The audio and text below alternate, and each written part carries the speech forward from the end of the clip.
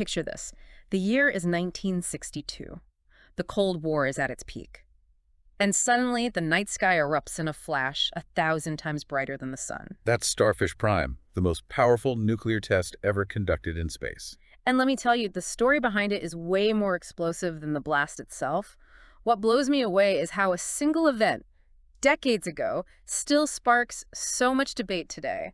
It's not just a historical footnote. This was a nuclear detonation in the very fabric of space. The ripples are still being felt. Exactly. Today we're going deep. Declassified documents, eyewitness accounts, even some pretty wild theories. We'll unpack what really went down, examine the official story, but also, look at the gaps, the inconsistencies, the things that make you wonder if there's more to the story. Absolutely. To understand the magnitude of Starfish Prime, we need to rewind. Back to the Cold War. The U.S. and the Soviet Union locked in this nuclear arms race, each side trying to outdo the other. And what better way to flex your technological muscle than by setting off a nuke in space? Talk about a power move. It was a different era, different rules, driven by paranoia and this ambition, this technological ambition. Yeah. And while the U.S. government claims Starfish Prime was mainly scientific, a closer look reveals a more complex picture. Okay, so walk us through it. What was the official explanation? What were they hoping to achieve with this high-altitude explosion?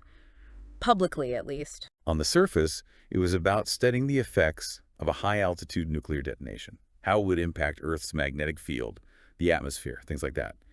They said they wanted to understand how these explosions could mess with radio communications, how they might impact military equipment, both in space and on the ground. So basically, they used national security as the justification, which, in that era, probably made it easier to get funding. Exactly. They argued that understanding these effects was crucial, paramount even, for developing defenses against the Soviets, especially in space. But even if we take that explanation at face value, there are discrepancies, things that don't quite add up. Like what? Give us an example. Well, the altitude of the detonation, for one. Yeah.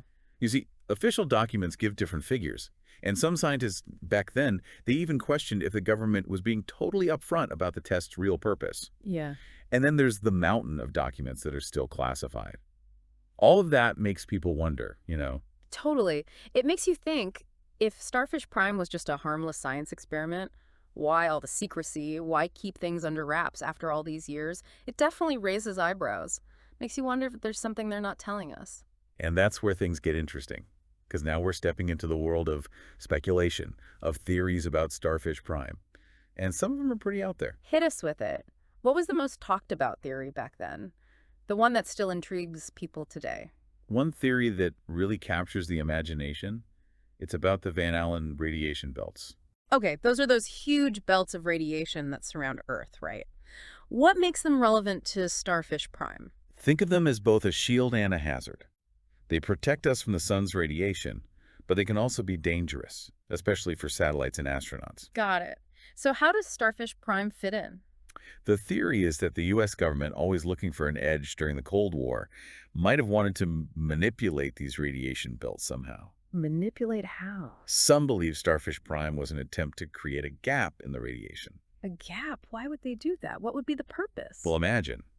A gap in the Van Allen belt could maybe allow for better communication with submarines, or maybe even clear a path for launching weapons without interference. There's also the idea they wanted to mess with Soviet satellites. So they were thinking about weaponizing space itself. That's kind of brilliant and terrifying at the same time. It's a chilling thought, playing with our planet's defenses for strategic advantage. But it's important to mention that most scientists think creating a lasting hole in the Van Allen belt would take a lot more power than Starfish Prime had. So that theory might be a little out there, but I bet that's not the only explanation. I read something about aliens. Right, the extraterrestrial theory. It's definitely a more unconventional idea, but it's interesting to see why people still talk about it. Don't hold back. Tell me everything. Some think Starfish Prime wasn't about military strategy at all, but about making contact with aliens. They suggest the explosion was like a beacon, a signal sent out into space to maybe attract alien life. Wow. So they thought setting off a nuke in space was like a giant "we are here" sign for aliens. Bold move. Definitely imaginative. And it plays into our fascination with the unknown. But there's no hard proof, of course. Still, it's fascinating to look at the evidence some people point to. Evidence, you say? What kind of evidence? A lot of it is about things that supposedly happened after the test. Like, some sources claim there were more UFO sightings around the world after Starfish Prime, as if the explosion disturbed something out there. More UFO sightings, huh? Yeah, that would definitely get people talking. But is there anything more than just stories? Anything that actually connects Starfish Prime to aliens? That's the thing. We're in the realm of speculation here. It's all about personal experiences and interpretations.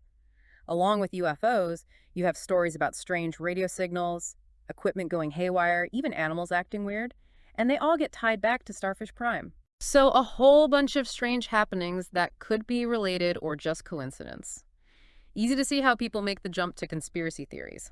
But without solid evidence, it's hard to know what's real and what's not, right? Exactly. You got to be skeptical about these stories. Just because things happen around the same time doesn't mean one caused the other. They might be interesting, but without proof, we can't say for sure. Makes sense. Okay, but let's talk about something else that's hard to ignore, the cover-up angle. We just talked about those classified documents earlier.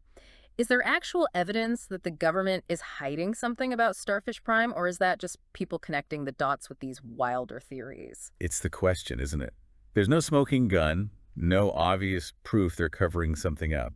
But the sheer amount of classified stuff about Starfish Prime, it does make you wonder. For sure. Like, what are they hiding? What could be so secret about a space nuke from decades ago? That's the million-dollar question.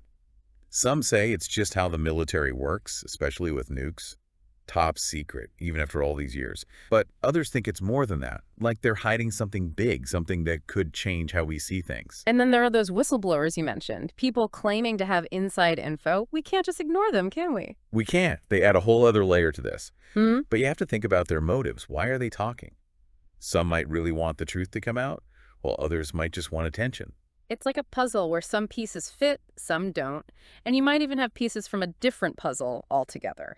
Easy to get lost in all the possibilities, but where does that leave us? Are we just gonna debate Starfish Prime forever, never really knowing what happened? It's possible. Some mysteries might never be solved. But that doesn't mean we stop asking questions, stop looking at the evidence, stop talking about it. That's what makes these deep dives so fascinating, trying to make sense of it all. I like that. Accepting the mystery while still searching for answers, that's what makes history so captivating. Any advice for our listeners who want to do their own deep dives into Starfish Prime? Where should they start if they really want to crack this thing wide open? I'd say look at what happened immediately after the test. Read those early reports, the scientific data, the first-hand accounts from people who saw it happen. Explore how it impacted the world, the weird stuff people reported, how scientists and everyday people reacted. Going back to those original sources, classic approach. Uncovering the human side of things makes history come alive. Exactly. And who knows, maybe someone listening with fresh eyes will find that one missing piece, that clue that helps us understand Starfish Prime once and for all. Now that's a challenge I can get behind. Listeners, it's over to you. Dive into the mysteries of Starfish Prime, and if you uncover anything game-changing, don't keep it to yourself. Until next time, keep exploring, keep asking those tough questions, and as always, thanks for joining us on this deep dive.